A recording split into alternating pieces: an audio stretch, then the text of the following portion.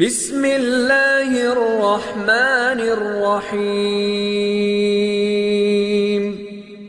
السلام علیکم۔ تاک نیوز میں خوش آمدید۔ میدان عرفات میں آخری نبی رحمت محمد رسول اللہ صلی اللہ علیہ وآلہ وسلم نے 9 ذی الحجہ 10 ہجری 7 مارچ 632 عیسوی کو آخری خطبہ حج دیا۔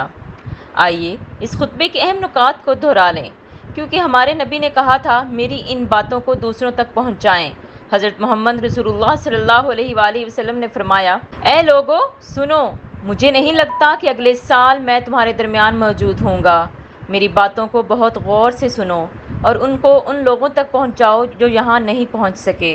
اے لوگو، جس طرح یہ آج کا دن، یہ مہینہ اور یہ جگہ عزت و حرمت والے ہیں، بالکل اسی طرح دوسرے مسلمانوں کی زندگی، عزت اور مال حرمت والے ہیں۔ تم اس کو چھیڑ نہیں سکتے۔ لوگوں کے مال اور ایمانتیں ان کو واپس کرو، کسی کو تنگ نہ کرو، کسی کا نقصان نہ کرو، تاکہ تم بھی محفوظ رہو۔ یاد رکھو تم نے اللہ سے ملنا ہے اور اللہ تم سے تمہارے اعمال کی بابت سوال کرے گا۔ اللہ نے سود کو ختم کر دیا، اس لیے آج سے سارا سود ختم کر دو۔ تم عورتوں پر حق رکھتے ہو اور وہ تم پر حق رکھتی ہیں۔ جب وہ اپنے حقوق پورے کر رہی ہیں تو تم ان کی ساری ذمہ داریاں پوری کرو۔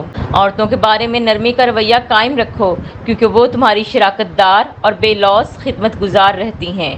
کبھی زنا کے قریب مت جانا۔ اے لوگو میری بات غور سے سنو، صرف اللہ کی عبادت کرو، 5 فرض نمازیں پوری رکھو، رمضان کے روزے رکھو اور زکوٰۃ ادا کرتے رہو، اگر استطاعت ہو تو حج کرو۔ زبان کی بنیاد پر، رنگ، نسل کی بنیاد پر تعصب میں مت پڑ جانا۔ کالے کو گورے پر اور گورے کو کالے پر، عربی کو اجمی پر اور اجمی کو عربی پر کوئی فوقیت حاصل نہیں۔ ہر مسلمان دوسرے مسلمان کا بھائی ہے۔ تم سب اللہ کی نظر میں برابر ہو۔ برتری صرف تقویٰ کی وجہ سے ہے۔ یاد رکھو تم ایک دن اللہ کے سامنے اپنے اعمال کی جواب دہی کے لیے حاضر ہونا ہے۔ خبردار رہو، میرے بعد گمراہ نہ ہو جانا۔ یاد رکھنا میرے بعد کوئی نبی نہیں آنے والا، نہ کوئی نیا دین لایا جائے گا۔ میری باتیں اچھی طرح سے سمجھ لو۔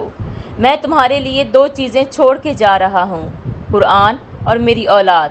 اگر تم نے ان کی پیروی کی تو کبھی گمراہ نہیں ہوگے۔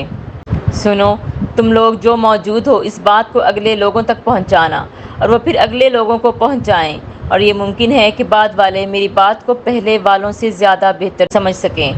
پھر آسمان کی طرف چہرہ اٹھایا اور کہا، اے اللہ گواہ رہنا، میں نے تیرا پیغام تیرے لوگوں تک پہنچا دیا۔ اللہ تعالیٰ ہمیں ان لوگوں میں شامل کرے جو اس پیغام کو سنیں، پڑھیں اور اس پر عمل کرنے والے بنیں اور اس کو آگے پھیلانے والے بنیں۔ اللہ ہم سب کو اس دنیا میں نبی رحمت کی محبت اور سنت عطا کرے اور آخرت میں جنت الفردوس میں اپنے نبی کے ساتھ اکٹھا کرے۔ آمین ثم آمین۔